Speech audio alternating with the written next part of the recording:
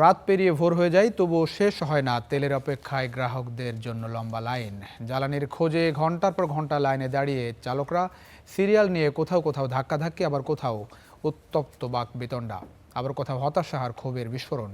তেল সংকটে বন্ধ বেশিরভাগ পাম্প, যে কারণে খোলা পাম্পগুলোতে উপচে পড়া ভিড়। রাজধানী জুড়ে যেন চলছে এক নীরব অস্থিরতা। রাত পোহালেও থামছে না অপেক্ষা, আর সেই অপেক্ষায় যেন রূপ নিচ্ছে ক্ষোভ আর হতাশায়। তেল নিতে গ্রাহকদের সিরিয়ালকে কেন্দ্র করে কোথাও ধাক্কাধাক্কি, কোথাও উত্তপ্ত বাকবিতণ্ডা। ঘন্টার পর ঘন্টা লাইনে দাঁড়িয়ে থেকেও যখন মিলছে না কাঙ্ক্ষিত জ্বালানি, তখন ধৈর্যের বাঁধ ভেঙে পড়ছে চালকদের। শহরের ব্যস্ততা কমে এলেও পেট্রোল পাম্পের চিত্র ঠিক উল্টো। রাত যত গভীর হয় ততই দীর্ঘ হয় লাইন। সারিবদ্ধভাবে দাঁড়িয়ে আছে motorcycle, private car, pickup van সহ বিভিন্ন যানবাহন। 4:25 বাজে ভাই, আমি সন্ধ্যা 6টা বাজে এসে বসছি অফিস শেষ করে। এটা কি ভাই, এটা কি স্বাভাবিক কোনো জীবনযাপন হইতে পারে?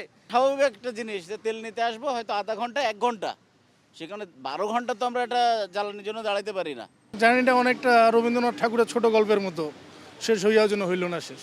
কারো হাতে মোবাইল, কেউ ঘুমিয়ে পড়েছেন গাড়ির ভেতরেই। শুধু কয়েক লিটার তেলের জন্য এই অপেক্ষার শেষ কখন জানে না কেউ। কষ্টটা আসলে বলার মতো না। সারাদিন অফিস করে তারপর এই তেলের জন্য এতক্ষণ ওয়েট করা। তেলটা নিতে হবে, কিছু করার নেই আসলে, এটা পরিস্থিতির শিকার। একটা মানুষের কর্মঘণ্টার অনেক দাম আছে, ভ্যালু আছে। সো সেই দিকটা বিবেচনা করে যদি এখানে ফুল ট্যাঙ্কি করে লোড দিয়ে সবাইকে তেল দেওয়া হয়, তাহলে একটা মানুষ কিন্তু দেখা যায় সপ্তাহ ঘুরে একবার লাইনে আসবে।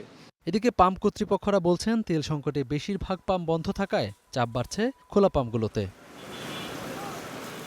আহমেদ রবি, স্টার নিউজ, ঢাকা।